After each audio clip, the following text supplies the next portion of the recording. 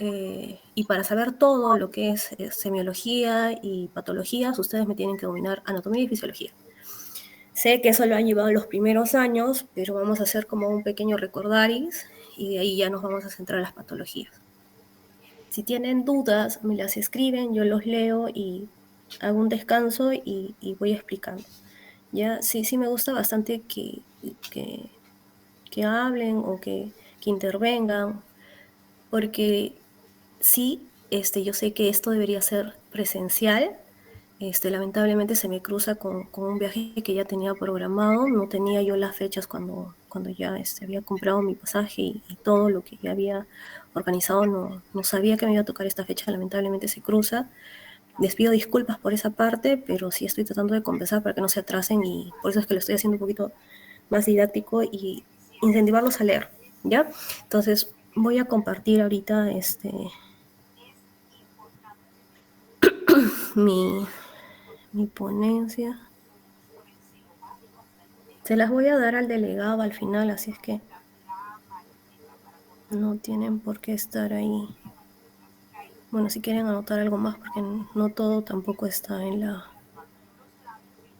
diapositivas, ¿no? Hay algo que lo comento.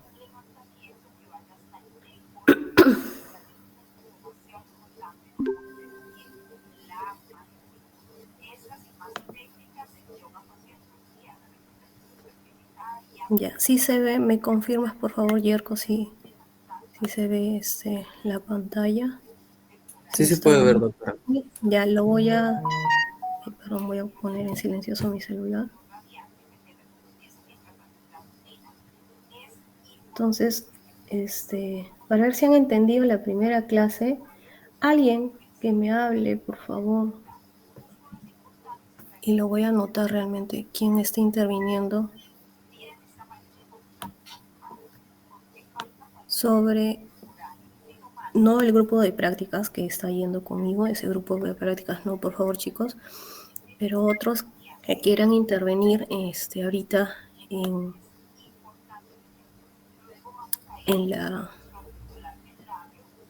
la exposición, ¿no? Entonces vamos a hablar anatomía y fisiología del oído interno, pero antes quiero que hagan un recuento. Oído externo y oído medio. ¿De qué se encargan? ¿De qué se encarga el oído externo y el oído medio? ¿Cuál es su función? Porque el oído interno sí es muy importante, pero si no estuviesen el oído externo y el oído medio, no podría llegar el sonido, ¿no? ¿De qué se encarga el oído externo y el oído medio? Alguien que me pueda decir, que me levante la mano y que aperture su micrófono.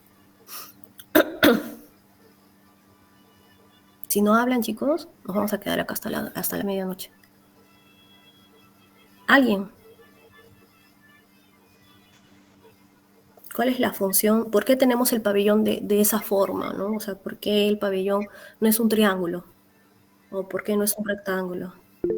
Ya, a ver, ya no se alboroten, vamos en orden.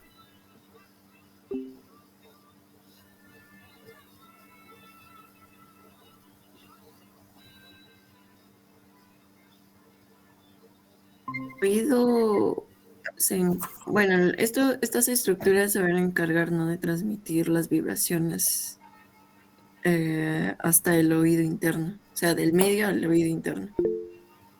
Entonces, el oído interno va a ser el que va a transformar estas vibraciones en señales nerviosas Ya, que ya, van a sí, llegar al entonces, cerebro.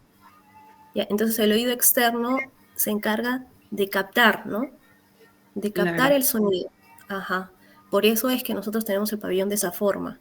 Por eso tienen esas ondas, esas curvaturas, porque va a ser como una forma de un embudo, durar, ¿ya? Por ejemplo, no sé, los murciélagos tienen una audición más aguda y es que la forma de sus orejitas también les ayuda bastante, ¿no? En nuestro caso no va a ser así, ¿no? Es un poquito más curvilíneo, ¿no? Pero es con la finalidad de capturar. El oído externo es captura del sonido. ¿Ya? ¿Y el oído medio de qué se encarga?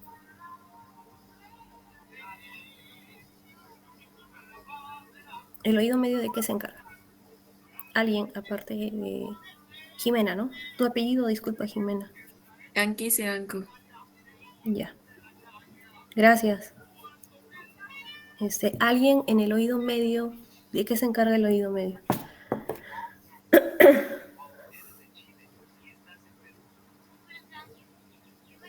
Ya, los ayudo, ¿ya? Porque creo que no hablaron mucho. A ver, a Aranza del Pilar Hernández.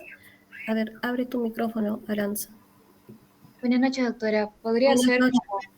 como un regulador? O sea, ya que el externo está captando, recibiendo el sonido, el medio se encarga más de transmitir, de regular esas ondas sonoras.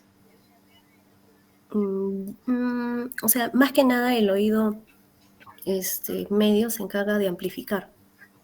Realmente es de amplificar. El oído externo captura, transmite, como tú lo has dicho, pero es el oído externo. Van unas ondas, ¿no? A ver, voy a poner mi puntero. Ya. El oído externo, sí se ve mi puntero, ¿no, chicos? Yerko, ¿me avisas? Sí, doctora, sí se ve. Ya. Se capta el sonido, esto viene así, las ondas sonoras vienen acá, y la membrana timpánica es es un circulito que es más grande que la ventana oval.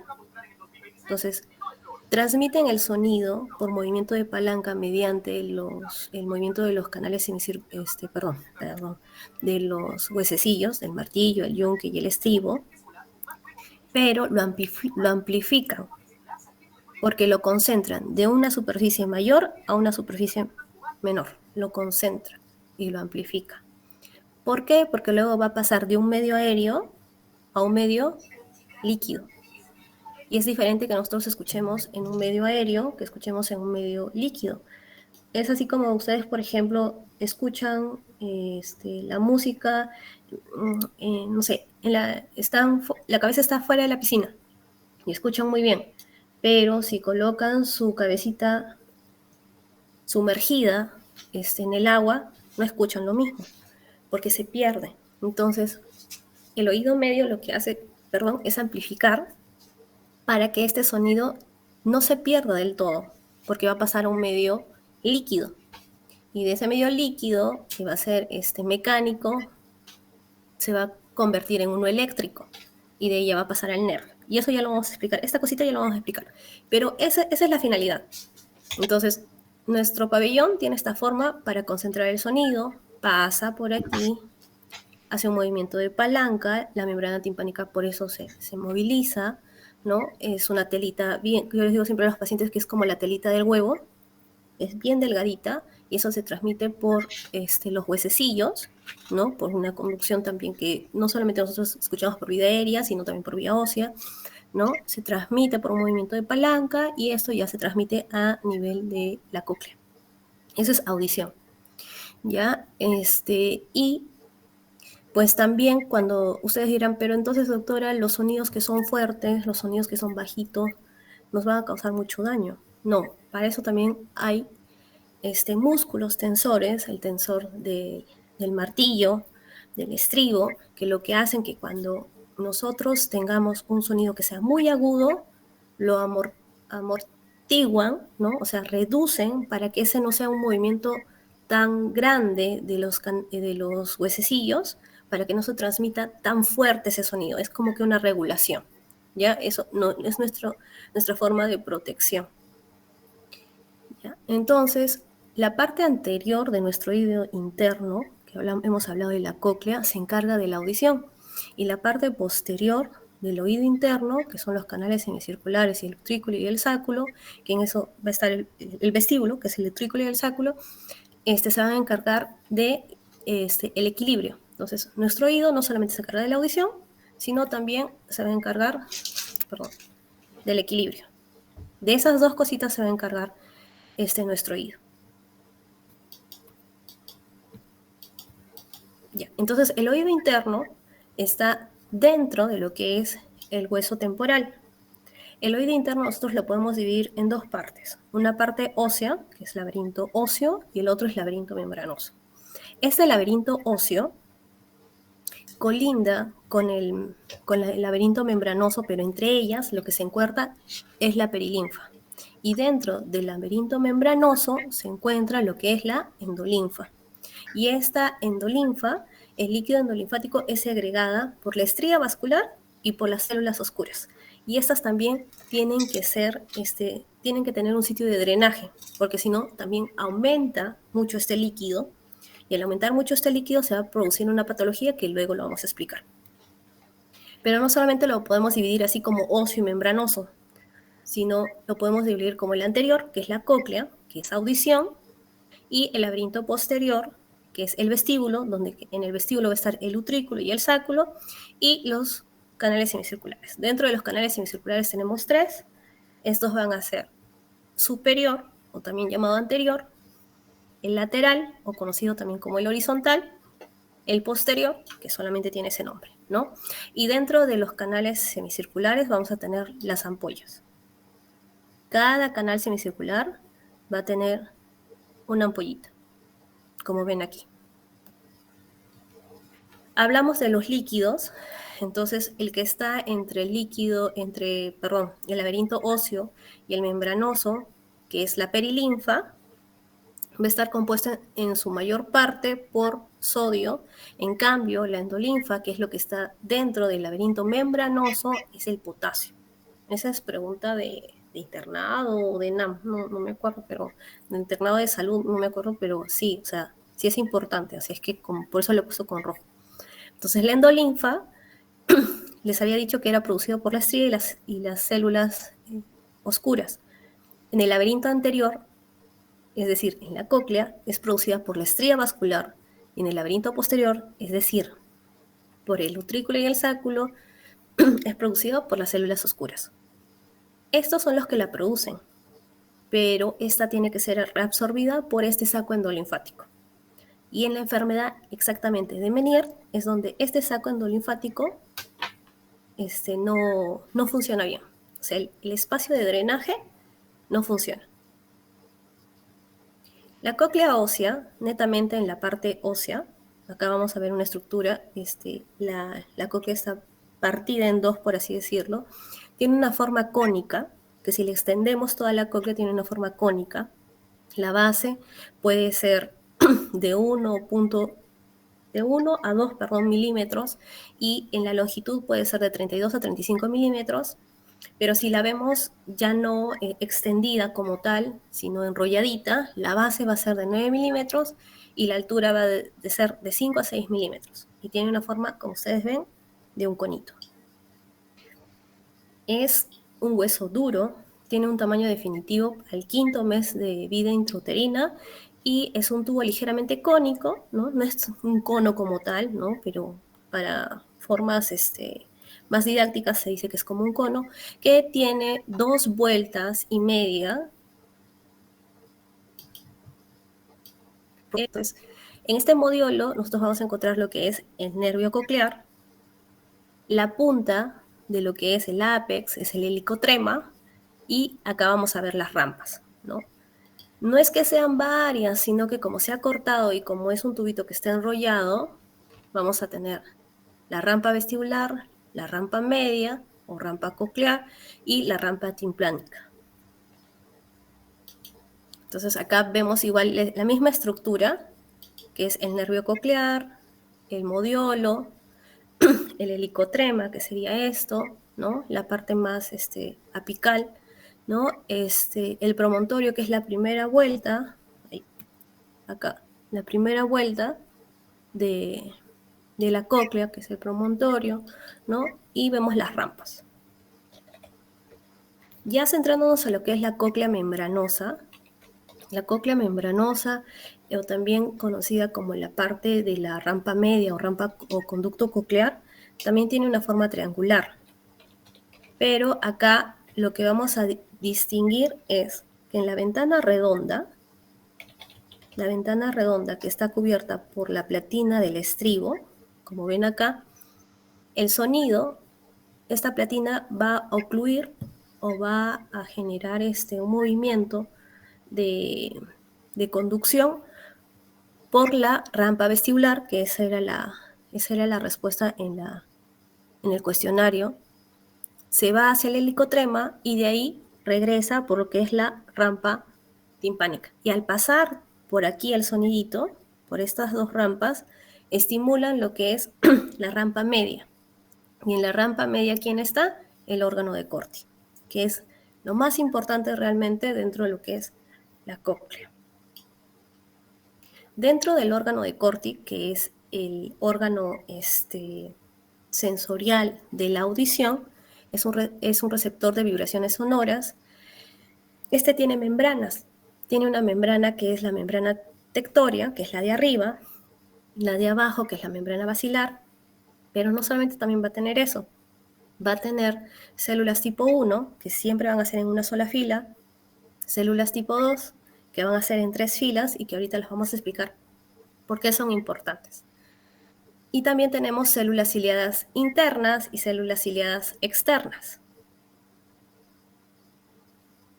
Esto es importante saber, ¿por qué? Porque luego ustedes van a tener una clase de lo que es exámenes audiológicos, y esto es lo que va a hacer la respuesta.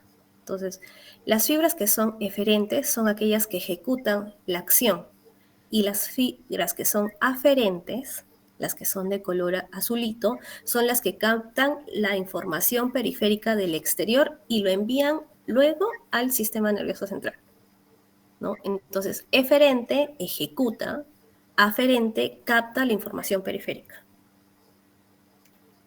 Y entonces, les había hablado de lo que eran las células tipo 1 y las células tipo 2. Las células tipo 1, también conocidas como las células ciliadas internas, y las células tipo 2, también conocidas como células ciliadas externas. Entonces, ustedes cuando la doctora Pari, si no tengo mala la memoria, hace la clase de lo que es audiología, les va a hablar de lo que es las emisiones otoacústicas. Y las emisiones otoacústicas lo que detectan es el actuar de estas células ciliadas externas. Entonces, las células ciliadas externas, ¿qué van a tener acá? Ya, no me va a saltar, voy a ir por pasos. La mayor cantidad de células que nosotros tenemos son las células tipo 2, es decir, las externas. Estas están en filas de 3. Estas son externas y estas son internas. En fila de 3. Estas tienen células de sostén. Tienen pobre inervación aferente, pero tienen bastante inervación eferente, ¿no? Entonces son las que ejecutan. Entonces, si ustedes saben que es la que ejecuta, cuando nosotros hacemos las emisiones otoacústicas, nosotros es con un audífono que se coloca en el oídito. Lo deben de haber visto porque han rotado ustedes pediatría y ya llevan un año, creo, haciendo emisiones otoacústicas en el hospital. Entonces colocan y en la maquinita ustedes van a ver PAS o REFER. PAS si pasó el examen, o REFER no pasó el examen. Entonces, estas fibras eferentes son las que están contestando en esa maquinita. ¿Ya? Estas fibras eferentes son las que ejecutan y dicen que el niñito sí está escuchando y reacciona. Y mandan, mediante esa sonda que ustedes ven, transmiten que el niñito sí está escuchando por esta reacción. Entonces, las células ciliadas externas son bien importantes en nosotros, ¿no? Pero también no actúan solas, también actúan juntas con las células ciliadas internas, a pesar que son poquitas, son de una sola fila, pero tienen conexión con la membrana basilar, tienen en su mayoría inervación aferente, ¿no? Y una inervación aferente nula, ¿no? Tiene una forma que es como de un cáliz, como de una copita, y esta es más cilíndrica, la tipo 2.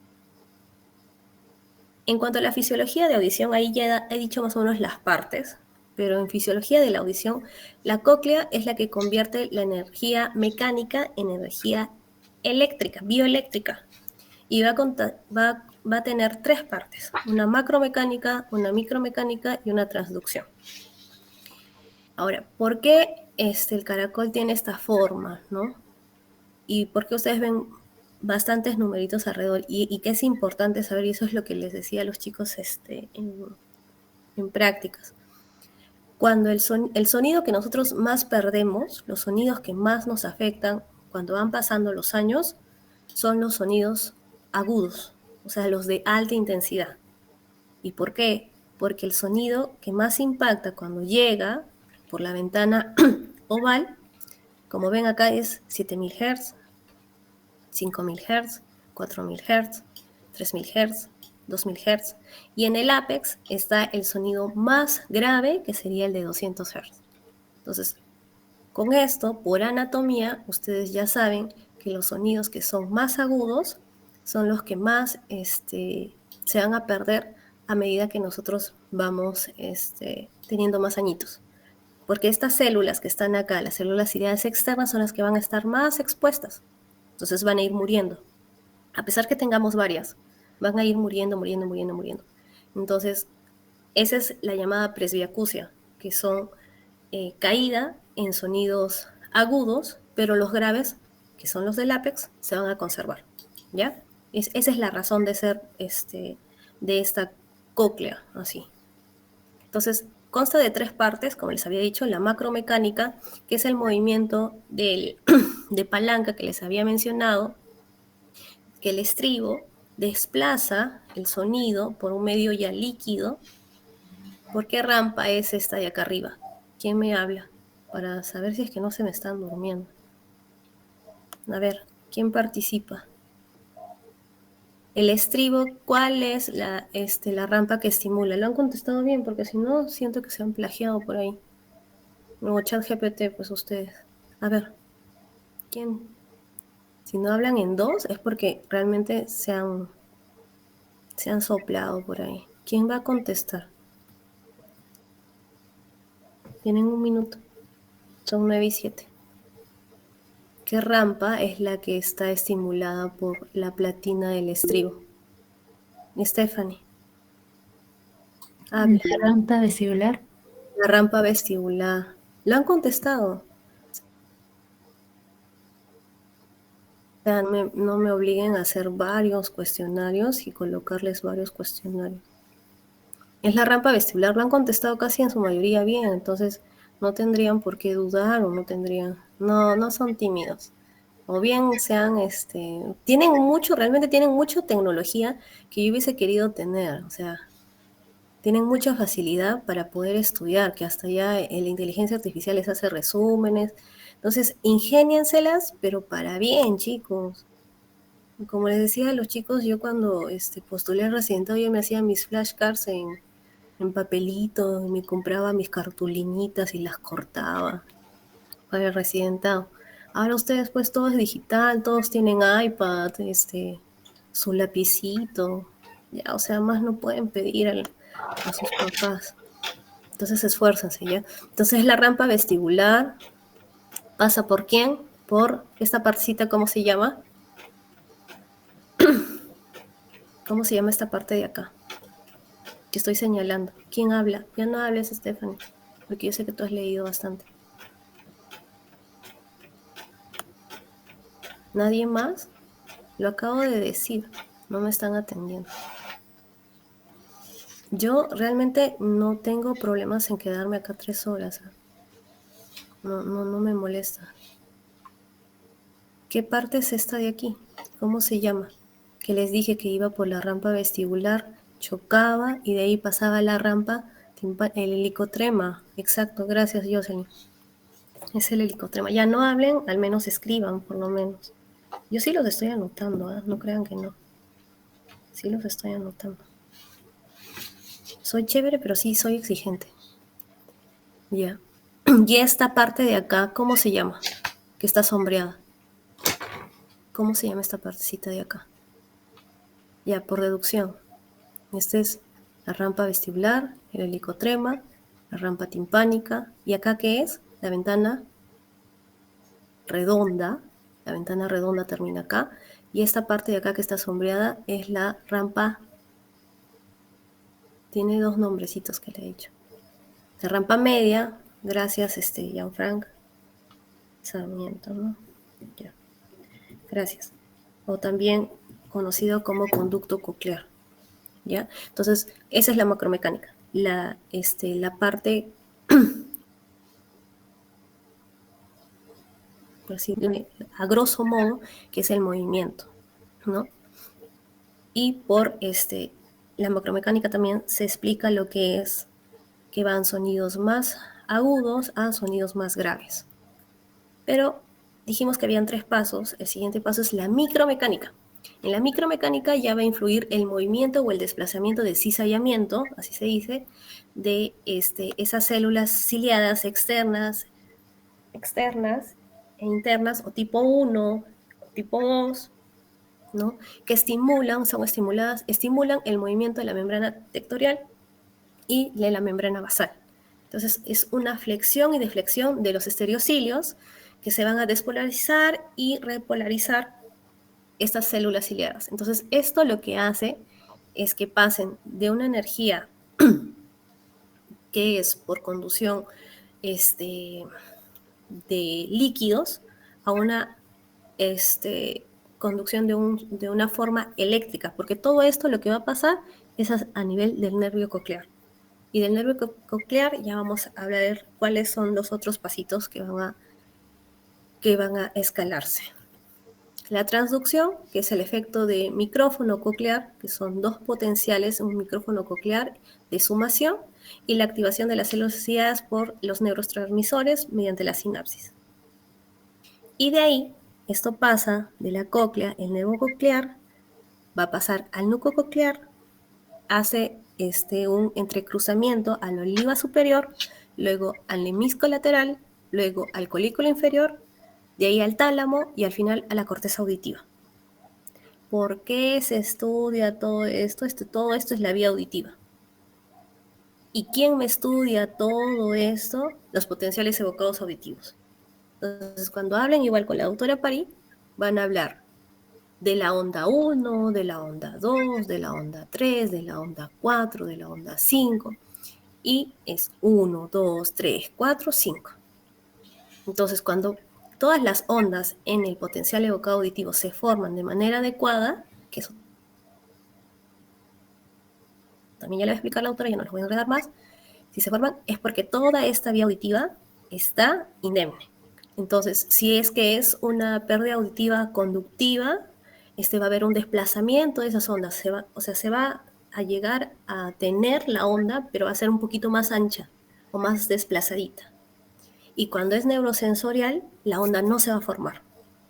No pasó el sonido, no llegó, no se formó la onda 3, la onda 5, no se formó ninguna onda, es una raya, ¿no? Y los potenciales evocados, pues, es la forma objetiva, sin la intervención del paciente, para yo decir si el paciente escucha o no escucha.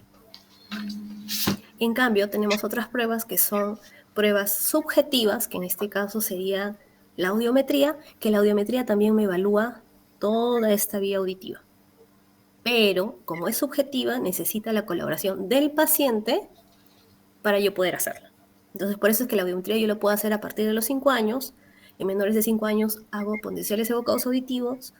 El tamizaje auditivo neonatal lo hacen en neo, ¿no? Pero también yo puedo usar las emisiones otoacústicas de forma diagnóstica si tienen problemas o yo estoy sospechando patologías propias de la cóclea, ¿no? Entonces sí era importante que yo explique más o menos esto para que se ubiquen más o menos en las siguientes clases que van a tener con las doctoras.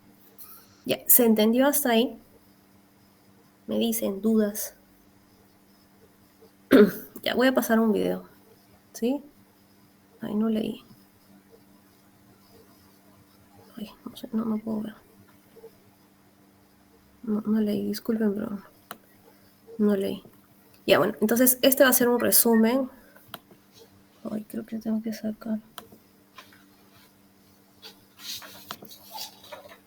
Este va a ser un video resumen que lo pueden encontrar en el YouTube.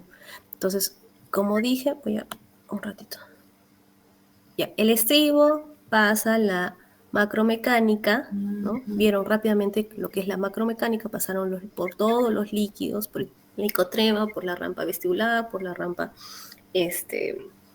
timpánica, y de ahí lo que vamos a ver es la micromecánica. Ahorita se va a ampliar en el dibujito. nos vamos a ir a la rampa media, donde esas células ciliadas externas e internas van a hacer el movimiento, ese movimiento de la membrana tectorial y de la membrana basal. Eso va a generar un impulso en lo que es las células y va a llevar el impulso eléctrico, ¿no? Aquí están las células ciliadas internas y externas y hacen el movimiento de cizallamiento. Ese es el movimiento de cizallamiento que digo. Entonces ahí es como electricidad que va a pasar hacia el nervio coclear. A someros rasgos es eso, y quiero que me lo entiendan porque realmente yo sí entiendo que oído interno es bien pesadito. O sea, para el residente de otorrino es bien pesado.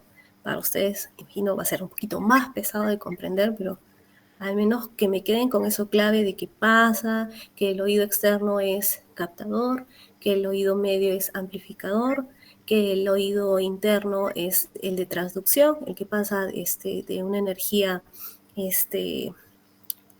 líquida a una energía eléctrica, ¿no? Eso sí me importa bastante, ¿ya? Entonces ahí está la fisiología de la audición. Ahora vamos a pasar a algo más denso, que es el laberinto posterior. Ya habíamos hablado en la parte verde, que es el laberinto anterior, que es audición, y ahorita nos vamos a centrar en lo que es la fisiología de ya lo que es el equilibrio. Entonces, el laberinto posterior va a estar compuesto por dos partes, los canales semicirculares, que su órgano sensorial va a ser la cresta angular, y el vestíbulo, que va a ser su órgano sensorial, la mácula. Dentro de los canales semicirculares, como les había mencionado al inicio, hay 3 que los pueden encontrar en la literatura y eso puede causarles un poquito de confusión, por eso he puesto los 2 nombres, superior o anterior, posterior, y el otro que es horizontal o lateral.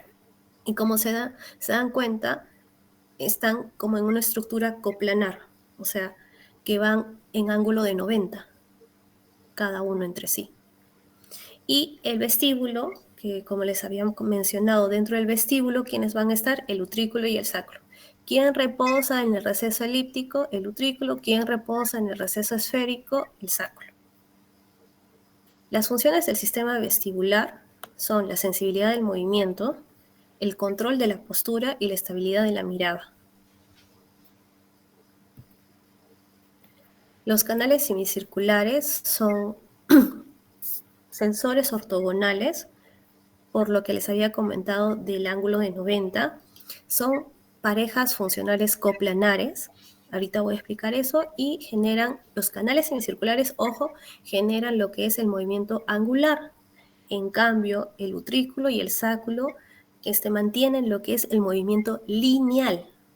Entonces, cuando nosotros, por ejemplo, vamos de derecha a izquierda, o la cabecita la movemos de un lado al otro, de derecha a izquierda, como diciendo, en ángulo de 80, por así decirlo, de 180, perdón, sería un movimiento de los canales semicirculares. Sin embargo, cuando yo digo sí, en forma lineal, yo no estoy estimulando mis canales semicirculares. Quien me está dando la estabilidad en ese momento es el utrículo y el sacro, ¿ya? Entonces, esas dos cositas también que les quede así bien, bien grabadito.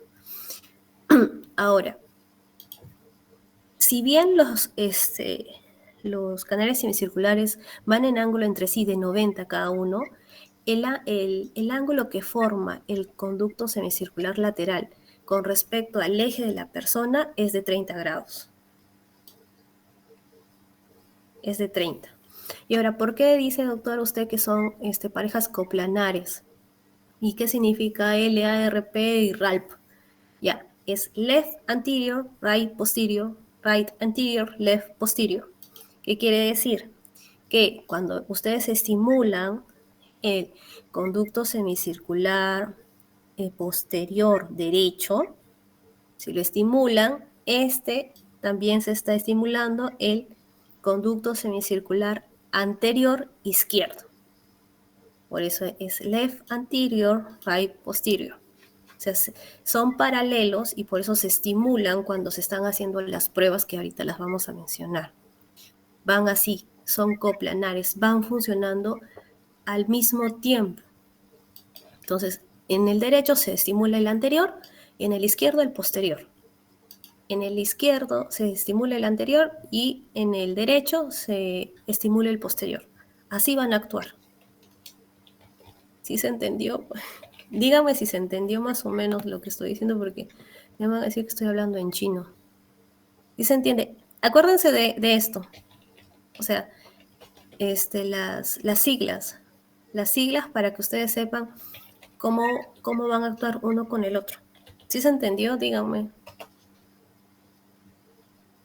Podría ya. Sí, normal, Miguel. Cuando se estimula, acá vean sí, otra vez. Sí, sí entiendo, les entiendo totalmente porque sí, es pesado. No es fácil tampoco explicarlos para que ustedes me entiendan. Pero lo estoy tratando de ayudar porque estas son como que mnemotecnias para que lo puedan entender. El canal semicircular, cuando se estimula el canal semicircular anterior izquierdo, que sería este, y estimula también el posterior right, el posterior derecho. Por eso les digo, anterior izquierdo, posterior derecho. ¿Sí? Acá se estimula el anterior derecho y acá se está estimulando el posterior izquierdo. Ahora sí se entendió, más o menos. ¿Quién me confirma? Están acá las siglas. Van juntos. Acá, así. Es que esto me es importante que me entienda más o menos, sí. Es importante que lo entienda porque con estos, con esto explicando que son coplanares, es decir, que funcionan a la par, por así decirlo, que funcionan a la par, explica mucho lo que es el vértigo paroxístico posicional benigno, cuando ustedes hacen las maniobras. Cuando se estimula el canal semicircular anterior, cuando se estimula el posterior, si yo estoy inhibiendo cómo van los ojitos, si se van hacia el piso, si se van hacia el techo, ¿no? Cuando hacen las maniobras, ¿no? Entonces, cuando ustedes, por ejemplo, giran la cabecita hacia el lado derecho, cuando hacen las maniobras de discal pipe, que es para diagnosticar lo que es el vértigo paroxístico, lo que van a estimular ahí es el canal semicircular posterior izquierdo y el anterior derecho. Si este estímulo que ustedes están haciendo de girar la cabecita hacia el lado derecho cuando hacen el discal pipe, que ahorita con imágenes les voy a explicar, si ustedes lo giran y el ojito se va hacia el suelo, están estimulando el del lado derecho, sí o sí. Pero si se va hacia arriba, no están estimulando el lado derecho, están estimulando el del lado izquierdo. Algo así es, ya. ¿Saben qué? No me voy a profundizar más acá, porque si no se me van a marear. Cuando les vaya a explicar la parte de lo que es las maniobras, ahí lo vamos a entender mejor. Pero quédense con eso, que es lo que es anterior en un lado es posterior en el otro lado. Así como que en pocas palabras, ¿ya? Entonces, los canales semicirculares, como les había dicho, tienen un órgano sensorial dentro de ellos, que son las cresta ampular, es decir, la ampolla. Esta cresta ampular va a tener una cúpula, una parte más alta, ¿no? Luego tenemos unas células de soporte, un tejido conectivo, los vasos, ¿no? Y aquí vamos a tener los estereocilios, que son los más chiquitos, y el quinocilio, que es el más grande. Y esto es importante saberlo porque estas células se van a estimular o se van a inhibir dependiendo del movimiento. Aquí va lo que me decías, Anthony, en la mañana que no entendías bien. Los canales semicirculares van a tener esta cresta ampular, pero no todos los canales semicirculares se van a estimular de la misma forma. Por eso es que para diagnosticar vértigo hay varias maniobras, que yo les voy a decir una para diagnosticar posterior, una para diagnosticar lateral. Y con eso me quedo porque si no me extendería mucho, ¿ya? Cuando ustedes quieren estimular el canal semicircular lateral, el movimiento tiene que ser ampulípeto, es decir, tienen que ir hacia ¿se acuerdan de esta partecita que decía estereocilio y el quinocilio? Si va hacia el quinocilio, en el caso de la ampulípeto, o sea que está concentrándose hacia el estereocilio, hacia el quinocilio, es excitatorio, si se va hacia ese lado. Pero si se va hacia el otro lado, alejándose de lo que es el quinocilio, es inhibitorio. Pero ese es en el canal semicircular lateral. Cuando es el canal semicircular posterior y superior o anterior, cuando va hacia el quinocilio, que sería ampulípeto, es inhibitorio. Y cuando se va en centrífugo, es excitatorio. Si se dan cuenta, es lo contrario. ¿Ya? Entonces, esto es importante para el vértigo paroxístico posicional benigno. No sé si ya les he complicado más, creo. Quédense, ¿saben qué? Con este de acá, con el posterior y el anterior o superior. Que el ampulípeto es inhibitorio y el ampulífugo es excitatorio. Porque canal semicircular lateral hay muy poquitos, son muy raritos realmente. Estos son los más frecuentes, el posterior y el anterior. ¿Ya? Pero para que sepan que no es lo mismo entre cada uno de los canales. O sea, el lateral es como que el hijo adoptadito, por así decirlo.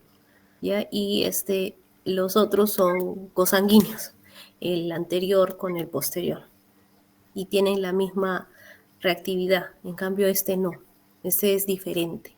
Hace todo lo contrario a lo que hacen los hermanitos cosanguíneos.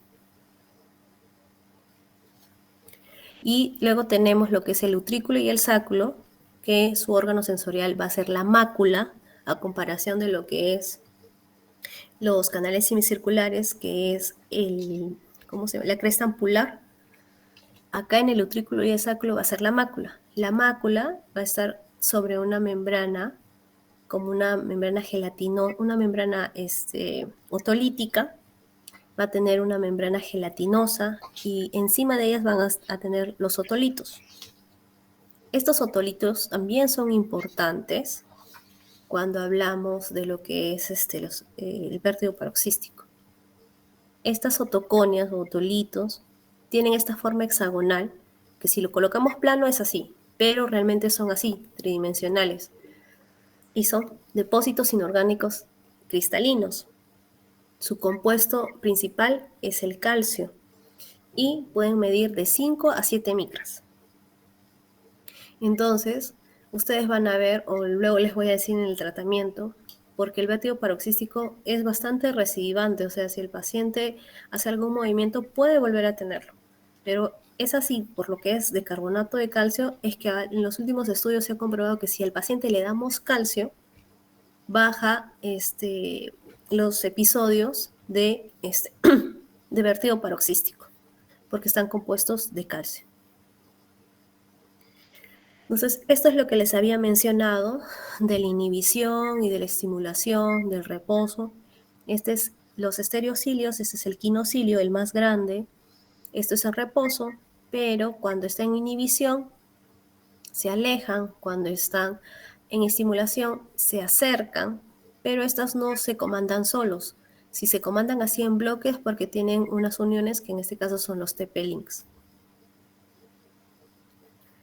Las células ciliadas vestibulares van a tener una importancia por una mecanotransducción, es decir, se van a convertir de una señal mecánica, de una corriente endolinfática, a una señal eléctrica neuronal.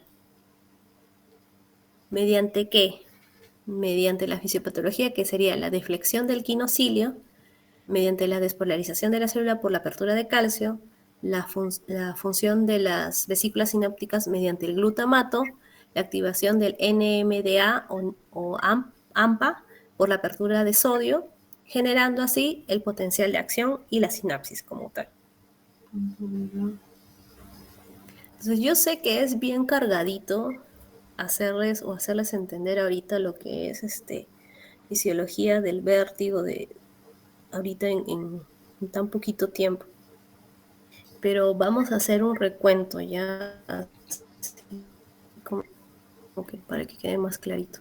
El canal posterior, el laberinto posterior, quédense con eso. Canales semicirculares, anterior, posterior, horizontal o lateral. El órgano sensorial de los canales semicirculares, cresta ampular. Ahí me quedo. Vestíbulo, órgano sensorial, mácula. El vestíbulo, ¿quién lo comprende? El utrículo y el sacro. El canal semicircular, ¿qué comanda o qué dirige? Los movimientos angulares. Y el vestíbulo, los movimientos lineales. Ya, con eso me contento que sepa. Esto también, que compone la sensibilidad del movimiento, la postura y la estabilidad de la mirada. Son ortogonales por el ángulo de 90, son coplanares, ya no se hagan del left posterior, anterior, ya eso ya olvídense, solamente se quedan con que son coplanares, no se hagan tanta bola. Y aquí está otra vez lo que les recalco, que es movimiento angular. Esto, pues, una imagen. Y acá, en resumen, en esta diapositiva, es que el canal lateral es totalmente diferente a lo que se estimula o se inhibe del canal posterior y anterior. Nada más. Y que por esto, porque son diferentes, es que se hacen diferentes maniobras para detectar si es que se afecta el canal posterior o anterior, o como también se conoce como superior, y es diferente la maniobra para el canal lateral. Por esta razón, por la fisiología, es que se hacen diferentes maniobras para detectar cuándo se afecta el posterior, cuándo se afecta el lateral. El utrículo eusáculo, que es la mácula, su órgano sensorial, movimientos lineales. Ahí está la otoconia, que es es lo más resaltante en ellos. Está compuesto por carbonato de calcio, que, bueno, olvídenlo. Y esto también. ¿Ya? Ahí ya se entendió. Sí hice un recuento así bien somero y eso es lo más importante que yo quiero saber, que quiero que sepan, perdón. Se entendió ahí, ya les hice como un resumen un poquito más didáctico. Realmente es como que la primera diapositiva se quedan ahí y que el canal lateral es diferente a lo que es el anterior y el posterior. ¿Se entendió así? Mi resumen. Me dicen, para empezar con patología. ¿Sí? Sí se entendió ya. Gracias, Mabel.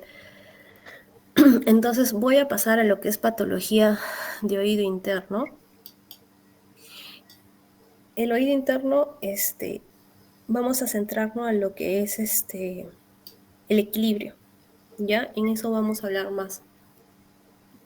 El oído interno el equilibrio está comandado de forma periférica por 3 partes, que no solamente es el oídito. Cuando hablan de vértigo no puede ser solo el oído. Puede ser el oído, pueden ser los ojos o puede ser el sistema propioceptivo, músculos, columna, específicamente la parte cervical. Y la parte central, que sería el cerebro, ¿no? Esas 4 elementos son los que nos mantienen el equilibrio a nosotros. Entonces, hay que saber las definiciones de qué es vértigo y qué es mareo, ¿no? Vértigo es, según la Sociedad Americana de Otorrinolaringología, dice que es la sensación ilusoria de movimiento. Y según la Clasificación Internacional de Trastornos Vestibulares, es la sensación ilusoria de movimiento de la cabeza o del cuerpo, o la sensación distorsionada durante un movimiento normal de la cabeza. Sin embargo, el mareo es la alteración de la orientación espacial sin sensación ilusoria del movimiento. O sea, el paciente siente que él no se mueve, sino que alrededor de ellos todo se mueve. En cambio, en el vértigo, el paciente siente que se mueve él y por lo tanto le crea la sensación ilusoria de movimiento. El mareo puede estar ocasionado por un aturdimiento, por una somnolencia, por una inestabilidad o por un desmayo.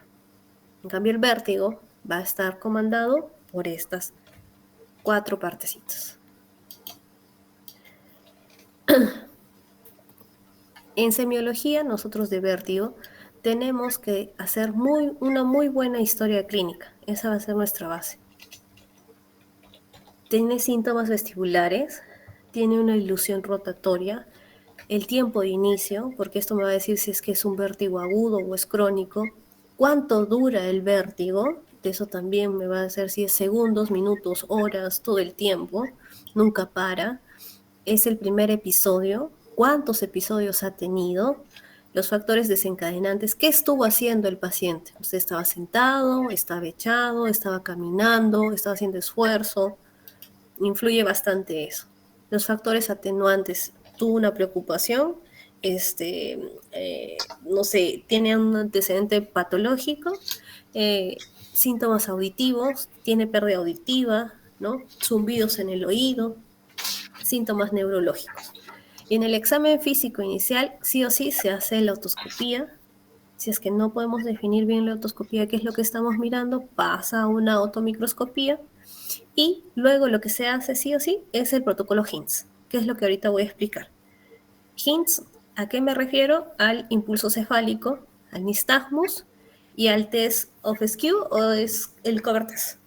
Y luego hablamos también de los antecedentes patológicos, operaciones, ¿no? Etcétera. Entonces, el protocolo HINTS tiene una sensibilidad del 88% y una especificidad de un 96%, ¿no? Es muy importante hacerlo, sobre todo para detectar un vértigo agudo. Para un vértigo crónico, Entonces ustedes en emergencia realmente cuando vean a un paciente y sienten mareos, esto es lo que deberían de hacer. Y no se hace en el orden de las siglas. Realmente primero se hacen, si tienen nistagmus, luego se hace el impulso cefálico y luego se hace el cover test. ¿Esto en qué me ayuda el HINTS? Descarta, en primer lugar, que haya un ACV de fosa posterior. Tiene una especificidad, como dije, del 96%, siempre y cuando sea en las primeras 48 horas de aparecido este episodio. Y es muchísimo más,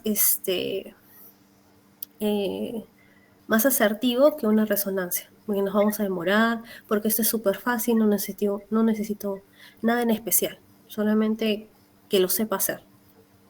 Entonces, lo primero que vamos a ver es si es que hay nistagmus espontáneo, ¿no? Se le va a evaluar al paciente, se le dice que visualice su dedo y luego hacen con su dedo como una H, dibujan una H.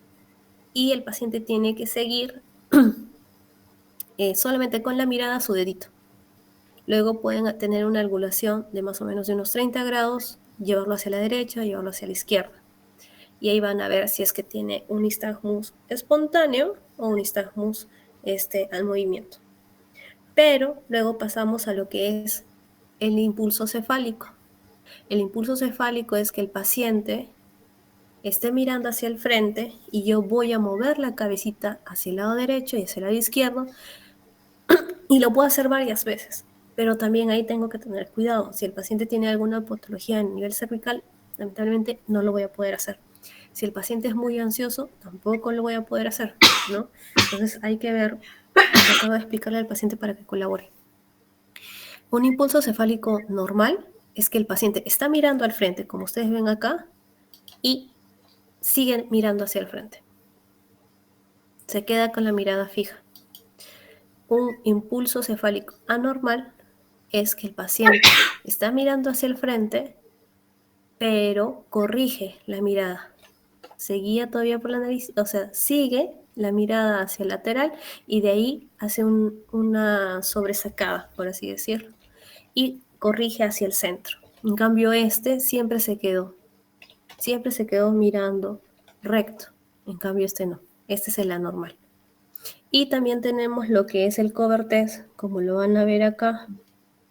El cover test, van a ver que uno de estos ojitos se va a ir así. Va a ser como un nistagmus rotatorio, se va a ir hacia un lado. Ahorita lo van a ver. Se cubre un ojito, luego se cubre el otro, se cubre el derecho, se cubre el izquierdo y así. Y uno tiene que ver cómo está variando. Si no varía, ya, ahí está. Y miren el ojito. El ojito se va hacia arriba. Debería de estar como el ojito derecho, ¿no? Quedarse ahí. Pero el ojito izquierdo no. Se va hacia arriba, se va hacia arriba, se va hacia arriba. Entonces, esto es un examen positivo. Entonces, el HINS me va a detectar exactamente si es de etiología periférica o de etiología central. Periférica estaríamos hablando de una neuritis vestibular y si es que es de origen central, de una CB o de un TIA. Cuando es periférica, el nistagmus, que es lo primero que vamos a hacer, va a ser espontáneo y va a ser unidireccional, o sea, a un solo lado, generalmente es horizontal. El segundo paso que vamos a hacer, que es el impulso cefálico, va a ser anormal. O sea, lo que ustedes dirían, doctora, pero esto, no. Esto que corrige es lo anormal y esto se presenta en el periférico. Si el paciente sigue la mirada así, como normal, eso es central. No hay sacadas. Y en el periférico, el cover test es normal, o sea, no es negativo. No presenta lo que yo les había mostrado acá. Su ojito no tiene ninguna variación. Mira de frente. En cambio acá sí es positivo.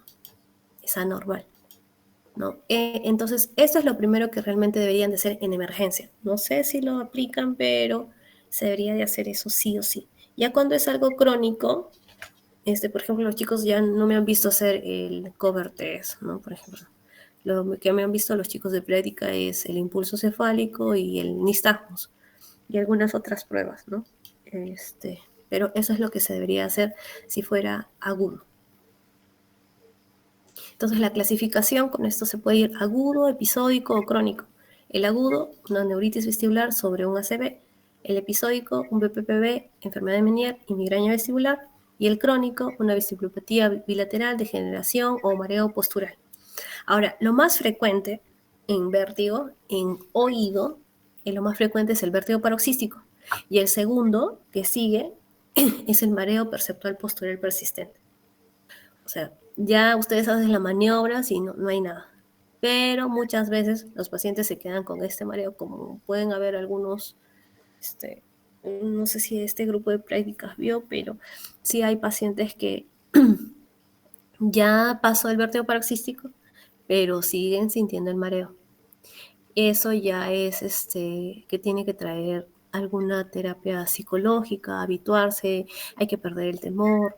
Le hacen todas las pruebas, pasa por todos los consultorios realmente ese paciente y nunca se le detecta nada, ¿no? Porque ya es muy, tiene mucha edad, avanzada edad, y ya no tiene la estabilidad adecuada, ¿no? Tienen algunos problemas a nivel cervical, ¿no? Y no lo va a poder solucionar, alguna hernia y que no se quiere operar, ¿no? Entonces, o también ansiedad, como les digo, ¿no? Y por eso a veces algunos pasan por psiquiatría o psicología. Y los síndromes vestibulares periféricos más comunes son el BPPV, el Meniere y la neuritis vestibular. ¿En qué se van a diferenciar cada uno? El BPPV no hay pérdida auditiva, hay crisis repetidas, sí, eso dependiendo del movimiento del paciente, y van a durar segundos. El Meniere sí hay una hipoacusia que, como ustedes muy bien lo han contestado en su mayoría, que es en sonidos graves. Son crisis repetidas dependiendo si el paciente no hace una dieta en su vida diaria, ¿no? Y si está sometido a estrés y duran horas. Antes no se veía tanto, pero no sé, yo en los últimos, en este último año. En este último año he detectado bastante Meniere. Esto es más frecuente en caucásicos realmente, pero ahora no sé si es por el estrés, porque a veces también tiene el antecedente de eso, o de que hay pacientes que tienen mayor vértigo paroxístico que también puede desencadenar eso un Meniere a futuro, ¿no? Pero sí he detectado bastante Menier. Si no les miento, habrán sido como unos, en este último año, así con audiometría, todo, que se le ha tenido que dar tratamiento, hasta con diuréticos. Hasta ahora no llegó a infiltrar amparado con diuréticos, pero la primera escala es beteistina y luego es diuréticos, ¿no? La segunda escala, ya la tercera es infiltraciones, ¿no? He llegado hasta diuréticos, no mayor, ¿no? Pero sí que son crisis bien feitas y en gente joven. Y habré visto, no miento, como unos 6 7. Y para mí eso es bastante porque yo antes realmente no, en mi residentado, he detectado muchos menires, no, o sea, era uno a las 500 y era como que una aguja en un pajar. Pero ahora no, ahora sí es un poquito más frecuente. Y la neuritis vestibular, que es que no causa hipoacusia, tiene una crisis única, pero dura días, ¿ya? Entonces, BPBB, segundos, venir horas, neuritis, días. Crisis repetidas, vértigo paroxístico, perdón, Menier, y única, neuritis. La única que causa hipoacusia de estas, el Menier. Las demás no causa hipoacusia. Ahí como para que lo diferencie. Entonces, ahora ya vamos a hablar de cada uno. A ver, me dicen si hasta ahí han entendido. Díganme si no, para ir. Hago algo que les haya quedado en duda. Me van diciendo.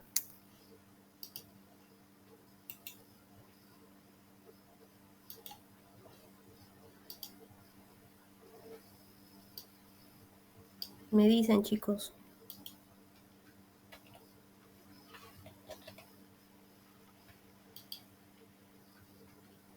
¿Están con duda?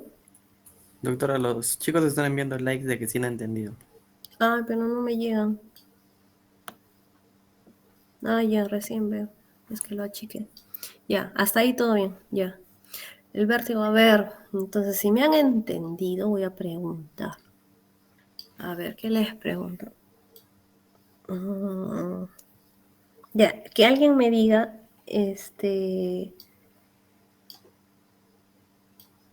las diferencias entre, ahorita lo que hemos visto, vértigo paroxístico y Menier. Lo que acabamos de ver ahorita. Que alguien levante la mano y me explique cómo lo detecto.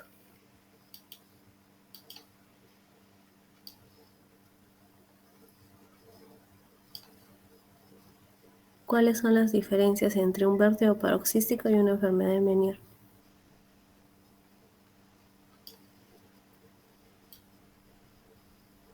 ¿Nadie? Bueno, doctora, como mencionaba, el Menier hace hipoacusia, mientras que el paroxístico no. No. Son crisis repetidas. Ya. ¿Qué más?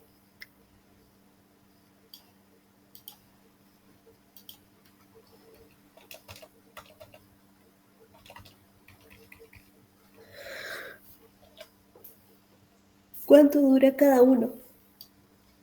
Doctora, el vértigo paroxístico dura segundos y el de Menier dura más, ¿no? Horas. Minutos o horas, ¿no? Ya. ¿Qué es el protocolo HINTS? ¿En quién aplico el HINTS? Si el paciente viene y me dice, doctora, tengo un vértigo de 5 meses, ¿hago el protocolo HINTS? No hago protocolo HINTS.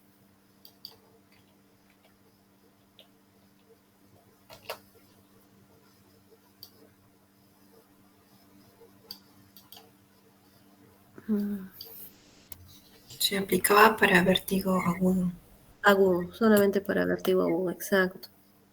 Solamente es para vértigo agudo. ¿Y qué significa HINTS?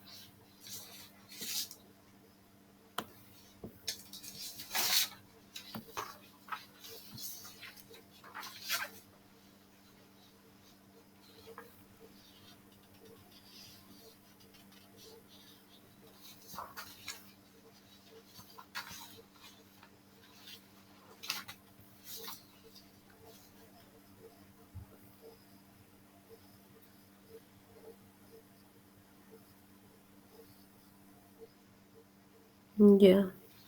¿Aranza? Aranza, sí, ya, está bien. Ya, ¿y con cuál empiezo? ¿Cómo empiezo el protocolo HINTS?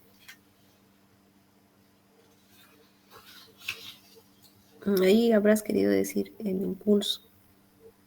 Head. Pero ya, bueno, ya te entiendo más o menos. Ya. ¿Con cuál empiezo? ¿Cuál hago? ¿Cuál hago primero? ¿Cuál hago después? ¿Cuál hago el último? ¿Qué haría primero? Primero hago el impulso cefálico, luego el nistagmus y el cover-test. ¿Está bien así? ¿O cómo lo hago?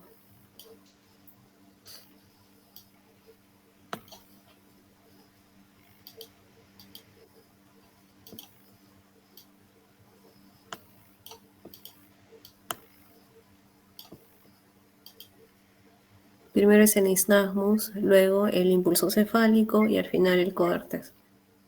Ajá, exacto. Ya, entonces así.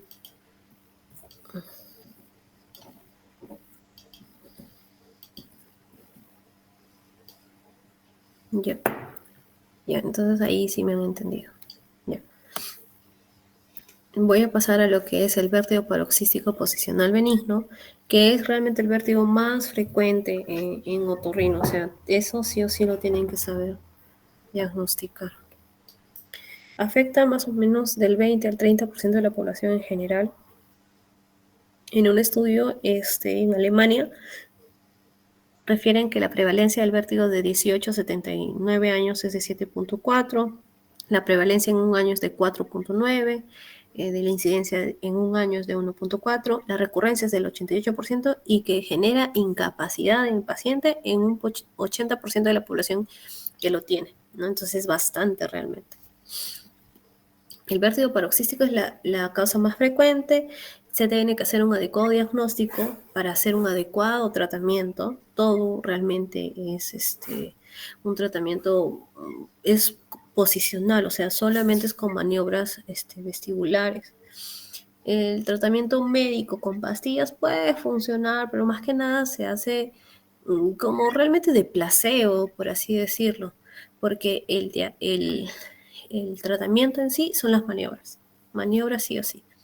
Los criterios de diagnóstico del vértigo posicional paroxístico es que tengan 5 episodios de vértigo de 1 minuto de duración con cambios cefálicos y que no tengan ningún síntoma neurológico, pero pueden tener signos vagales, es decir, náuseas, vómitos. La prevalencia durante la vida puede ser de 2.4 en un año, de 1.6, y como van viendo, de 60 años de 3.4 y de 80 años es de 10, ¿no? Entonces va aumentando. A medida que tenemos más añitos, va aumentando. Y también es mayor la incidencia en mujeres. ¿Por qué? Porque nosotras las mujeres, cuando tenemos más añitos, pasamos por una etapa que es la menopausia, donde hay un desbalance hormonal y también lo que perdemos es bastante calcio. Y las otoconias están hechas de carbonato de calcio. Entonces, por eso tenemos mayor desventaja que los varones, ¿no?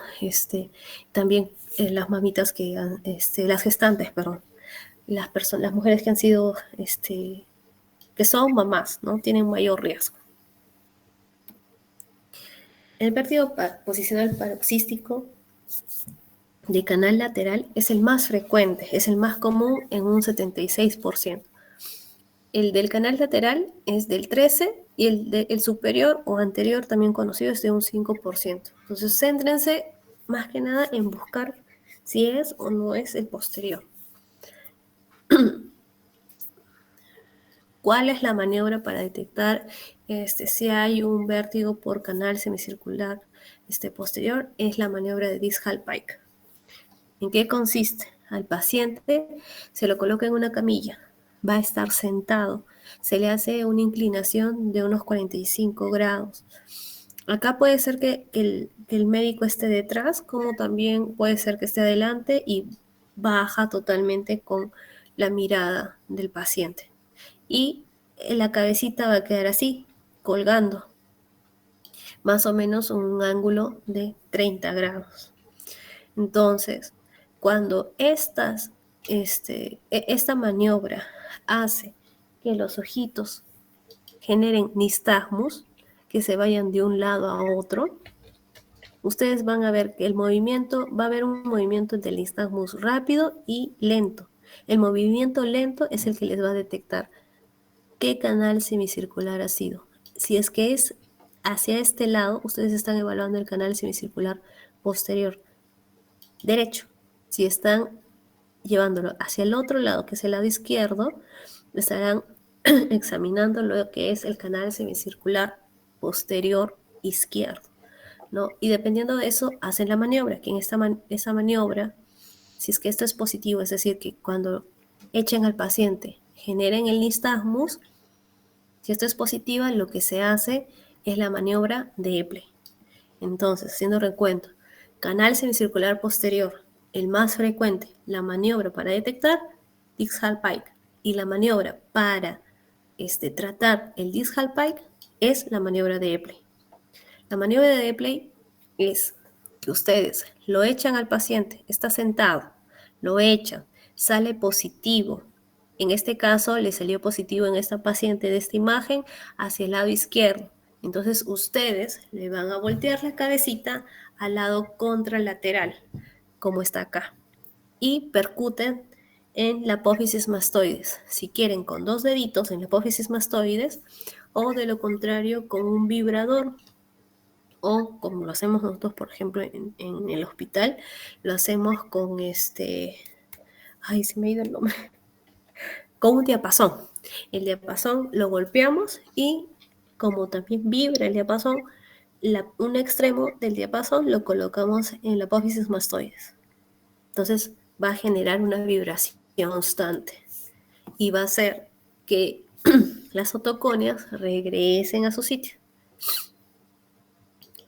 Luego de que está así y que han hecho esa percusión a nivel de la mastoides, hacen que el paciente gire de lo que está echado, mirando solamente la cabecita girada, en este caso hacia el lado derecho, pero el cuerpo todo está hacia arriba, le hacen colocar en decúbito lateral.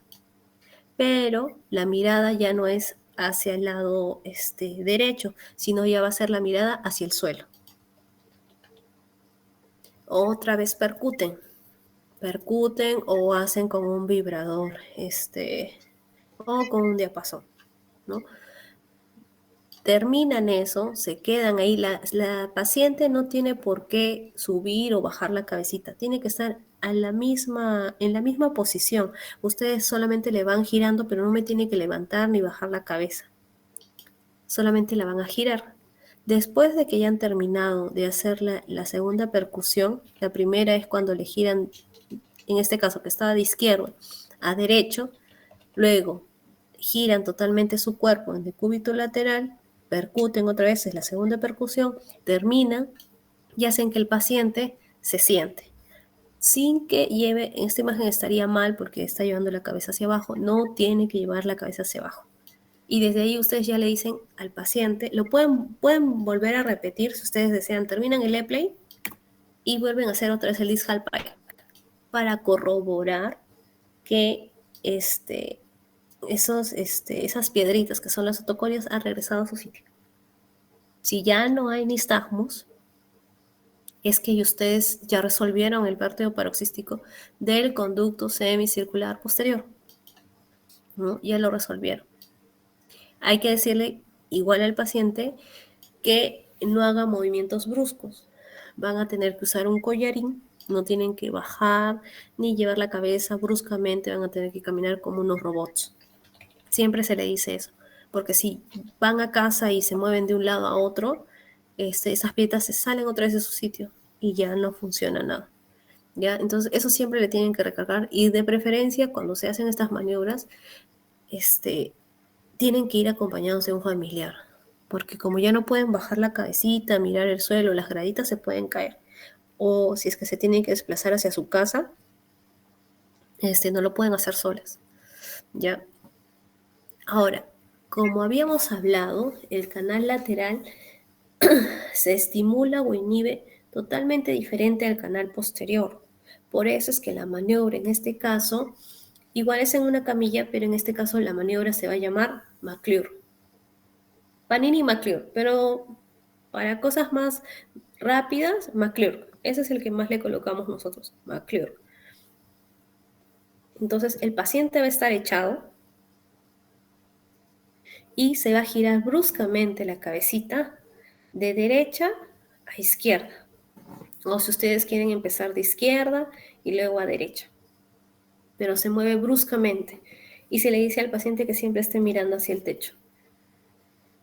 Si es que esto, cuando ustedes mueven hacia el lado derecho, hacia el lado izquierdo, presentan nistagmos, lo que tienen que hacer, en este caso, es la maniobra de Lemper. Y acá es que tiene que girar el paciente totalmente en 360 grados. Está así echada, tiene nistagmos. Le van a decir que mire hacia arriba, luego que mire al costado, luego que mire hacia abajo. De lo que miró hacia abajo va a girar otra vez. Entonces, si se dan cuenta, da el giro total de 360 grados en la camilla. Yo les decía a los pacientes, es como que va a girar así como un pollito, como cuando están dorando un pollito. Todo va a girar. Y de ahí se va a sentar. Igual, y si le dice al paciente que no tiene por qué mover su cabecita, porque si mueven, lo sacan de su sitio y regresa otra vez. ¿Ya? Entonces, para canal semicircular lateral, la maniobra es McClure, y para reposicionar, la maniobra en este caso es Lemper. ¿Ya? ¿Quedó claro ahí? Con eso me basta y sobra. Y como les digo, si es que quieren que no repercuta otra vez, le dan a los pacientes carbonato de calcio, ¿no? El calcio con vitamina D, que lo tome. Se le aconseja al paciente que no haga movimientos bruscos. Algunos pacientes tienen que viajar a la altura o tienen que viajar en avión, ¿no? Si viajan, tienen que viajar con un collarín. Eso es lo que tienen que hacer. Ya, dudas en vértigo paroxístico.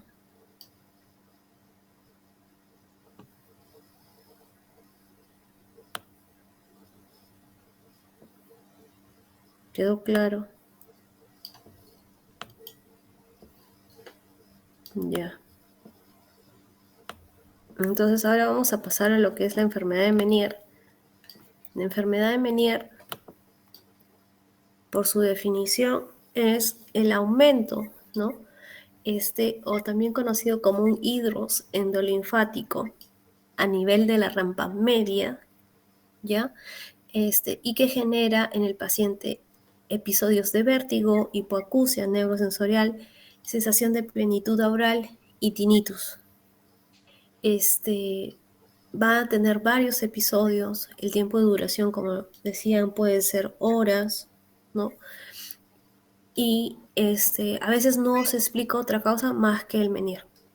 O sea, no saben por qué sucedió, no se sabe realmente. ¿Por qué en jóvenes? ¿Por qué en un adulto? No hay una etiología certera por qué es que le pasó eso al paciente. No es algo idiopático. La epidemiología puede ser a cualquier edad. Tiene un pico entre la cuarta y quinta década, pero como les he dicho yo particularmente, los pacientes que he tenido acá sí han sido jovencitos, un jovencito que tiene 20, un familiar incluso mío, que tiene 20, actualmente debe tener 27, 26, 27, por ahí, ¿no? De ahí he tenido otro paciente que había ingresado a la universidad, o sea, tendría 18, 19 años también, ¿no? Y de ahí han sido, sí, mayorcitos, ¿no? 40, 60, ¿no? Pero en un joven que tenga esta patología es muy, muy discapacitante realmente porque van perdiendo la audición, el zumbido, náuseas, vómito, decirle que no coman nada de sal, es pesadito, ¿ya? Generalmente es unilateral en un 45%. Ustedes van a ver una audiometría que solamente un oídito se afecta. La prevalencia en 100.000 habitantes en Finlandia es de 513 y en Estados Unidos de 190. Entonces, ¿cuál es la fisiopatología de esta enfermedad de Menier? Es el hidros endolinfático que conduce a la distorsión de la membrana de Reisner, ¿no? Y como ven, es de la rampa media que se acumula el líquido endolinfático, presiona la rampa vestibular, ¿no? Y pues lo que se hace en este caso, o los síntomas que pueda tener, o que puedan, perdón, las enfermedades que puedan predisponer, como les había comentado, es el BPPV, otosclerosis, una otitis media, sífilis, paperas, migrañas. Y la patogénesis que más se comenta es la mala absorción endolinfática. En algunos casos, sí que haya tenido una historia familiar del 20%.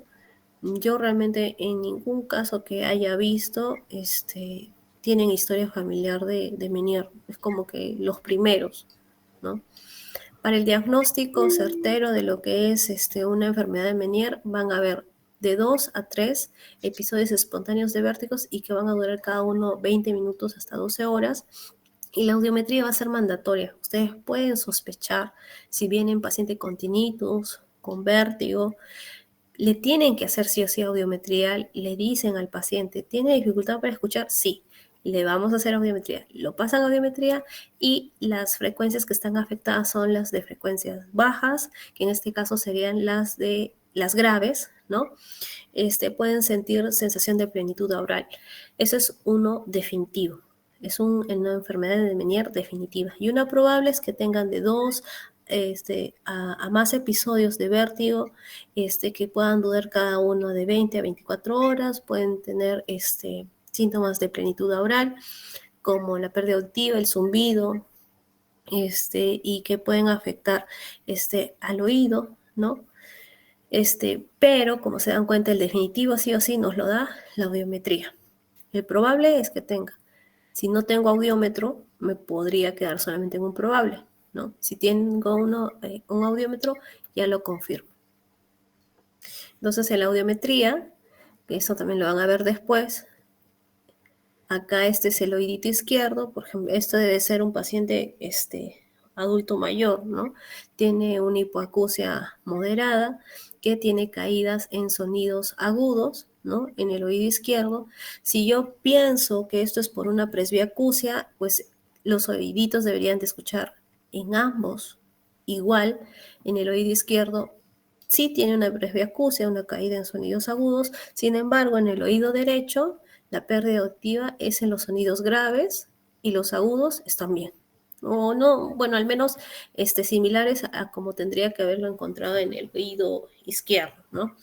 Entonces, esto me dice, tiene una enfermedad de Meniere porque tiene afectado los sonidos graves y, como les dije, en su mayoría es unilateral. Bilateral, muy raro. Yo hasta ahora no he visto ninguno bilateral realmente.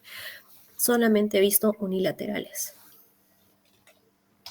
El tratamiento se va a tener objetivos porque realmente esta enfermedad, lamentablemente, si es que no se desfuncionaliza todo el oídito, realmente no tiene cura más que solamente controlarlo. Entonces, reducir la frecuencia es un objetivo, reducir la severidad de los síntomas, porque si son jóvenes pierden la audición a muy temprana edad, mínimo deterioro de la función auditiva, ¿no? Y va a ser una lucha constante entre el tratamiento conservador versus el ablativo. Las recomendaciones principales van a ser sí o sí las modificaciones del estilo de vida, que tengan un sueño adecuado, que si tienen síndrome de apnea obstructiva de sueño, evaluarlos para saber por qué se está produciendo ese síndrome de apnea obstructiva de sueño, disminuir el estrés, evitar el café, el alcohol, el tabaco, una dieta hiposódica, que sería con una restricción de 1 a 2 gramos por día, ¿no? Es muy poquito realmente para lo que generalmente nosotros estamos acostumbrados, ¿no? Y puede también tener una rehabilitación vestibular, que lo que va a hacer es evitar crisis, usar periodos intercríticos para poder hacer esa rehabilitación, considerar a veces, como es tan discapacitante, algunos pacientes sí tienen que llegar a una terapia cognitiva conductual. El primer paso es el tratamiento médico. Primero se inicia con beteistina. si bien es bien popular en Francia, en Europa, en Japón, acá también, en el Perú, ¿no? No está aprobado por la FDA en Estados Unidos realmente. Entonces, en Estados Unidos ustedes no van a encontrar betistina. En los demás países sí, ¿no? Acá, por ejemplo, es como que al vértigo, a todos, a diestra y siniestra, beteistina. O sea, ustedes van a emergencias del UNANUE y el paciente está con vértigo y no sé, todavía no lo puede evaluar el neurólogo o el otorrino y ya está con betistina. Si es que está con betistina, eso a veces me enmascara para yo descubrir si es que tiene un vértigo paroxístico posicional benigno. Entonces, yo prefiero que no estén con nada, ni con Gravol, nada. Decirles, deje de tomar un día antes por lo menos y ya luego yo puedo hacer el examen, ¿no? Porque como son maniobras, me enmascaran. O sea, el paciente, si está con el dimidrinato, con la vitistina, tiene así como que una tendencia al sueño, no quiere abrir los ojos, está como medio divagadito, ¿no? Entonces, para el Menier, sí, una vez que ustedes diagnostican, pueden dar betistina a dosis altas, ¿no? Y como ven, acá pueden llegar hasta 288 a 480 miligramos por día. Es una dosis plena. Si no funciona la betistina, pasan a lo que es los diuréticos. En eso tenemos la furosemida, pero también el que funciona mejor es la acetazolamida. Entonces, pero ustedes saben que los diuréticos también producen pérdida de iones, ¿no? En este caso de potasio. Entonces le tienen que decir al paciente, vas a tomar tu diurético, pero tienes que complementarlo con plátano, ¿no? Plátano, plátano, plátano, plátano, plátano, ¿no? Entonces, sí es bien molestosito porque, como les digo, son jóvenes, en algunos casos les gusta hacer deporte y pierden masa muscular, no pueden hacer deporte, al menos hasta que se estabilice su enfermedad, ¿no? Si es que no funciona ese tratamiento, el segundo paso son corticoides intratimpánicos. Estos corticoides intratimpánicos no van a desfuncionalizar el oídito. Solamente van a aliviar que el paciente vuelva a tener el síntoma, pero no los desfuncionalizan como, por ejemplo, cuando infiltran la gentamicina. Cuando colocan gentamicina en el oídito es para ya desfuncionalizar totalmente ese oído, matarlo, por así decirlo. Entonces, ¿qué es lo que le van a colocar? Le pueden colocar una inyección por semana de metilprednisolona durante 2 semanas, o sea, 2 dosis. O el otro esquema es dexametasona de 4 miligramos por 5 días consecutivos o una inyección por semana por 1 a 4 semanas. ¿Esto en qué ayuda? En que mejora la frecuencia y la severidad del vértigo comparado con un placebo de 24 meses post-tratamiento. Y el otro pueden ser tratamientos quirúrgicos, ¿no? Descompresión del saco endolinfático, pero acá ya, ya soy más invasiva. O sea, quizás no va a tener el vértigo, pero la pérdida auditiva no se va a mejorar. O sea, eso ya se dañó. Entonces, esos pacientes también a futuro van a tener que usar audífonos. Y el otro tratamiento que ya es destructivo, como les había mencionado, ya es que ya no hay ninguna solución, el paciente ya no aguanta más. Y esto también se ve en la edad del paciente, ¿no? Si ya son pacientes con una edad ya avanzada, ¿no? Se desfuncionaliza totalmente, pero con gentamicina. El tratamiento es el tratamiento, no quirúrgico más efectivo, pero más que nada para erradicar el vértigo, pero lo que pierden totalmente es la audición. O sea, se mata totalmente ese oídito como si ya no estuviese. Entonces, esa es la enfermedad de Menier. Luego vamos a pasar a lo que es la laberintitis. La laberintitis es una infección realmente. Puede ser por múltiples patógenos, va a estar acompañado con vértigo, puede haber nistagmus o hipoacusia neurosensorial, pueden tener patología viral o bacteriana, el audiometría durante la infección va a tener una pérdida auditiva, pero después se resuelve espontáneamente eso, después de que ya haya tenido el tratamiento, se resuelve esa pérdida auditiva. Y hay que hacerles estudios, ¿no? Cuadros, hemograma, PCR, BCG, hasta punciones lumbares, ¿no? Y la tomografía. Dentro de la etiología de la laberintitis puede ser una laberintitis serosa, otogénica supurada, meningocócica, viral, por citomegalovirus, por rubiola, por sarampión, por rubiola materna o por otosífilis. Vamos a hablar de lo que es la otogénica supurada, que realmente es la más frecuente. Esa es por una diseminación de la infección bacteriana al oído interno, desde los espacios que rodean el hueso temporal. Una otitis media crónica con colesteatomatosa también puede provocar, porque produce la erosión de la cápsula óptica y del canal semicircular horizontal, que es más o menos lo que los chicos de prédica pudieron ver hoy día, ¿no? Es una paciente con un colesteatoma que ya ha invadido, ya ha destruido totalmente partes óseas dentro del oído medio y dentro de ellos ha destruido el canal semicircular lateral, como esto. Entonces la paciente, si bien está tranquila, pero ya está empezando a tener vértigo, ¿no? Y a ella sí, pues se le ha referido, porque es una paciente un poquito complicada, porque tiene otras patologías que está en tratamiento, ¿no? Pero tiene un colesteatoma enorme, enorme, enorme, enorme. Ya no hay cadena de huesecillos, el conducto externo está destruido, ¿no? Entonces, sí, es lo que genera ya, o sea, no haber acudido a tiempo, ¿no? Al hospital. La hipoacusia severa, una pérdida de la función vestibular permanente, todavía en este caso esta señora no está con eso todavía, pero sí tiene un poco de mareo. Entonces ya está empezando, ¿no? La laberintitis otogénica supurativa, lo que hay que hacer es dar antibióticos de amplio espectro.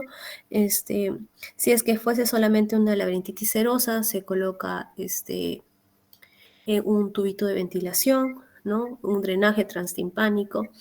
Si es que, por ejemplo, tiene el colesteatoma, como en el caso de la señora, hay que operar, hay que sacarle el colesteatoma. Eso ya sería, sí, de manera de una urgencia, ¿no? Por eso se le ha derivado completamente en ese momento que ya teníamos la tomografía. En cambio, en una laberintitis viral pueden ser por varios virus, ¿no? Pueden afectar órganos sensitivos del oído interno, los nervios vestibular y coclear. Puede haber una hipoacusia súbita con y sin vértigo y puede haber una neuritis vestibular, como es el caso del síndrome de Ramsay-Hunt, que son vesículos a nivel de la concha, a nivel del trago, ¿no? Y que produce una parálisis facial, dolor, otalgia intensa a nivel del pabellón. Entonces ahí solamente es tratar el virus, ¿no? Y probablemente va a desaparecer la parálisis facial. Si es que hubiese una pérdida auditiva, también se va a ir, el vértigo también se va a ir, si es que lo hubiera. Y estas lesiones, pues, si es que están infectadas, hay que dar algún tipo de antibiótico, pero a medida que va pasando el periodo del virus y ya también tienen que dar tratamiento, en este caso es aciclovir, esto se resuelve completamente, o sea, como si no hubiese pasado nada.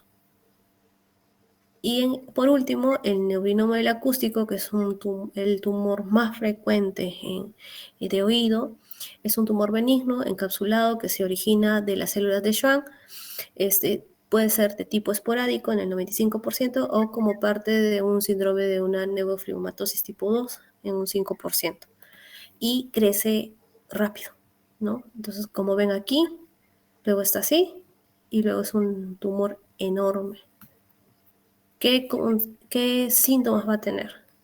Puede ser de comienzo lento o insidioso, pero va a tener una hipoacusia neurosensorial, acúfeno unilateral, desequilibrio en la oscuridad o vértigo, va a tener una hipoacusia súbita, ¿no? Un compromiso de los pares craneales, sobre todo del quinto y el sexto par, como también tardíamente del séptimo par. Lo que hay que hacer es una audiometría. En este caso va a haber una pérdida auditiva en tonos agudos. No solamente el audiómetro sirve ser audiometría, sino también logoaudiometría, que en este caso la logoaudiometría se hace con palabras. Se le dicta palabras al paciente. El audiómetro generalmente viene con una lista de palabras que ustedes le hacen play y ustedes tienen que repetir las palabras. La discriminación se dice cuando el paciente tiene si le dan 20 palabras y de esas responde 50 bien, perdón, 10 bien, va a ser el 50%. Es una baja discriminación. Pero si tiene más de 70, es una buena discriminación, ¿no? Entonces, si tiene una baja discriminación, puedo estar pensando que puede ser un neurinoma del acústico. El VERA, que es el potencial evocado auditivo, de tronco encefálico, porque en potenciales evocados auditivos hay varios. Este es el de tronco encefálico, el que ve las ondas que les había explicado de toda la conducción de la vía auditiva, tiene una alta sensibilidad, que es del 90%. Hacerle una tomografía con contraste, o en este caso lo ideal es una resonancia con contraste con gadolino, que tiene mayor especificidad, que es del 95%. En cuanto al tratamiento, es sí o sí quirúrgico. El tipo de incisión va a depender mucho de qué tan invasivo ya sea el neurinoma. Las vías de acceso van a ser por la vía de la fosa media, puede ser suboccipital o translaberíntica, ¿ya? Y por último, ya les pongo un cuadro, que ahí sí ya es todo resumidito, de que quién tiene sordera, quién tiene sensación de plenitud, náuseas, el vértigo en qué está relacionado, la posición de la cabeza y otros síntomas que puedan tener. Ese es el resumen como que ya de todas las patologías vestibulares. Ya, eso ya lo leen con calma. Ya. Entonces ahí ya terminé con la clase y ahora sí les voy a dar les voy a decir las claves del cuestionario. Bueno, al final acá me han puesto 61, pero realmente yo solamente voy a considerar hasta el 58, dije. Solamente hasta el 58. Los otros 3 ya no los considero. Y pues me voy a guiar de los correos, porque ahí deben tener sus siglas y ahí lo voy a sacar. A la próxima ya les pongo para que coloquen su nombre completo. Ya. Entonces, la primera pregunta.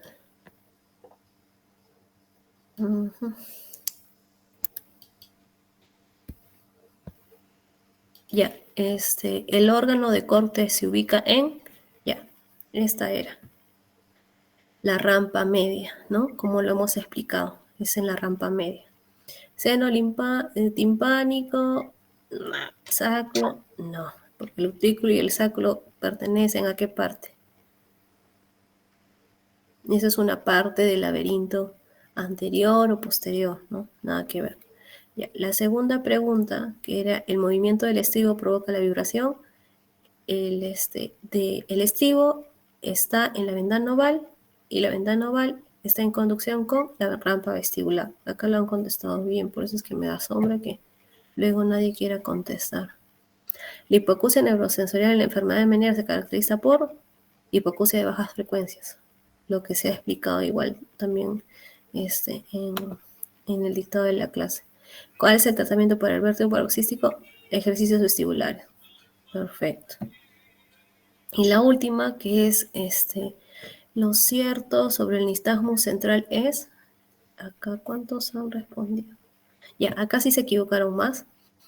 Cuando ustedes en el vértigo paroxístico fijan la mirada, se inhibe totalmente. Por eso es que yo cuando les digo a los pacientes que tienen el vértigo, por ejemplo, ¿no? Le hago la maniobra de Diels-Hallpike, sale positiva, el paciente generalmente quiere cerrar los ojos, lo peor que puede hacer. El paciente lo que tiene que hacer es abrir los ojos y mirar hacia un punto fijo, y con eso lo inhibe. La latencia está presente, nada que ver, y es suprimido por la fijación visual. Solamente esto se hace por el vértigo paroxístico, o sea, el periférico. ¿La dirección es fija? No, la dirección fija, perdón, a que se está relacionando, perdón, a lo que es si es horizontal, ¿no? En este caso, sí, el vértigo periférico es horizontal.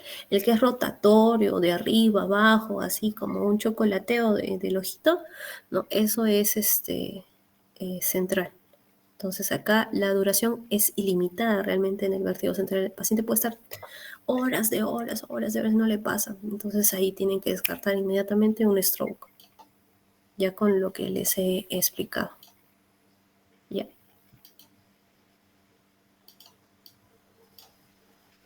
Ujú. Ya, realmente acá se han ido, no veía yo cuántos tenía, se han ido durmiendo ustedes. No, ¿o cómo será como las que hizo ahora? Ah, no, o sea, este es un pretest. O sea, esto no, esto es para que se estimulen, pero en el examen es caso clínico, dibujitos, de todo un poquito.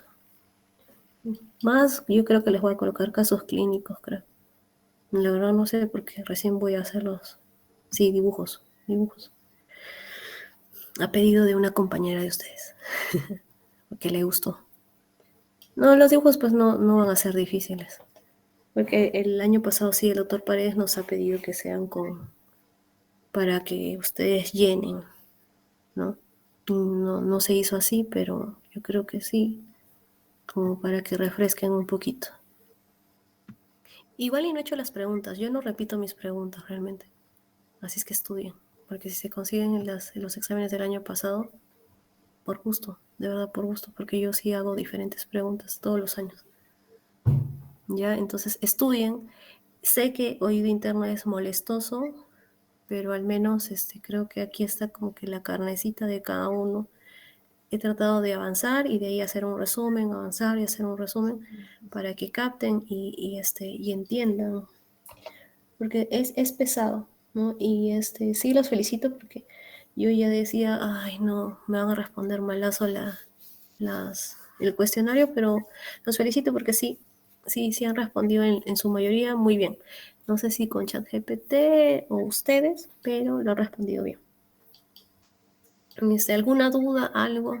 Ya mis siguientes clases sí las voy a hacer presenciales, me van a disculpar realmente chicos, estoy bastante apenada de no poder tampoco conocerlos. Mi cámara lamentablemente no sé qué ha pasado, que no se puede activar con el Meet, porque mi cámara en la computadora normal, o sea, lo activo la cámara y funciona perfecto, pero cuando quiero en el Meet, no sé, realmente voy a indagar por qué ha pasado eso. ¿Alguna pregunta, duda? No, mejor es que como es un poco complicado, mejor es virtual. No todos pueden. ¿Cómo que no pueden ver bien? Sí, tiene que el ecran. No, las siguientes sí van a ser Yo prefiero que sean presenciales porque ahorita, por ejemplo, no me han podido ver cómo hago yo las maniobras, no les puedo enseñar, aunque la siguiente que yo les voy a dictar es nariz, fisiología de nariz, y la siguiente es laringe, pero ya eso es muchísimo más adelante. En nariz, no recuerdo ahorita el día que me toca, pero la siguiente es nariz. ¿Alguna otra duda? Comentario para ya despedirnos.